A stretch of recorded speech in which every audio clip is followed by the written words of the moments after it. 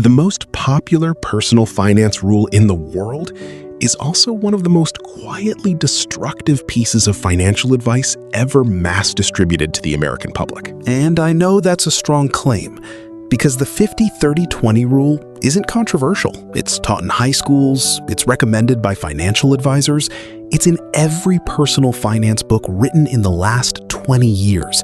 And if you Google how to budget, it's the first result that comes up. But here's the problem. The rule was designed for a world that no longer exists, and the people still teaching it either haven't done the math, or they have, and they're just not telling you. So let's do the math.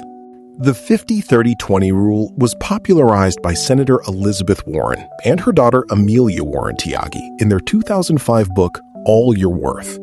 The premise was simple. Take your after-tax income, split it 3 ways.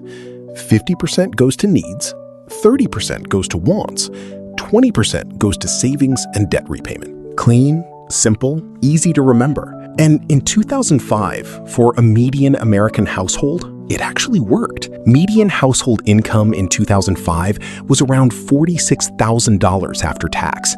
Median rent for a 2-bedroom apartment was roughly $800 a month. That's about $9,600 a year. Against a $46,000 income, housing alone consumed about 21% of take-home pay, well within the 50% needs threshold. So in 2005, the math held. But here's what's happened since then.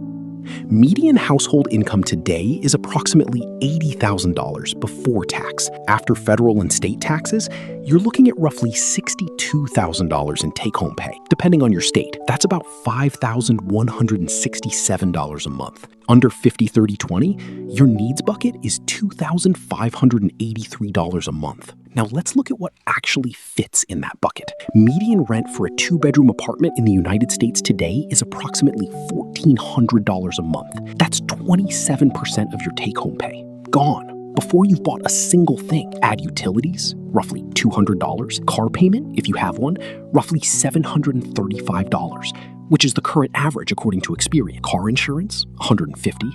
Health insurance premiums for an individual not covered by an employer, around $450 a month. That's $2,935 a month in basic needs. And we haven't touched groceries, which average $412 a month for a single adult, according to the USDA, or internet, or phone, or childcare, which in most major cities runs between $1,500 and $3,000 a month per child. So before you've bought a single want, before you've saved a single dollar, the basic cost of existing as an American adult in 2026 already blows through the entire 50% needs bucket. And in most major metropolitan areas, it doesn't just blow through it. It consumes 70, 80, sometimes 90% of take-home income on needs alone, which means the 30% wants bucket, gone, which means the 20% savings bucket, gone. And this is the part of the conversation that personal finance influencers conveniently skip over.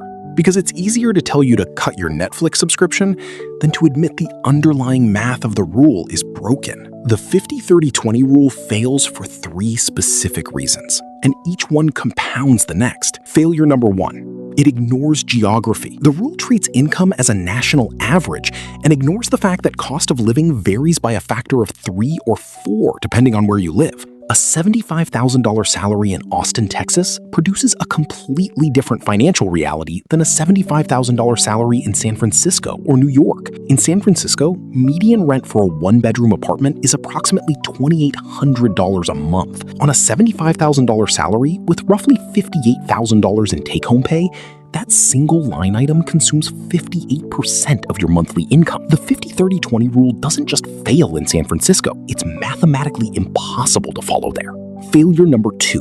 It treats debt as savings. The original framework lumped debt repayment into the 20% savings category, which sounds reasonable until you look at the actual debt situation of the average American. Total U.S. consumer debt hit $17.7 trillion in 2024. The average American carries about $6,300 in credit card debt at an average interest rate of 21.5%. Student loan debt averages $37,338 per borrower, and the average car loan balance sits around $23,000. So when the rule tells you to put 20% towards savings and debt repayment, and your minimum debt payments alone eat 15% of your income, you're not saving 20%. You're servicing debt and calling it savings.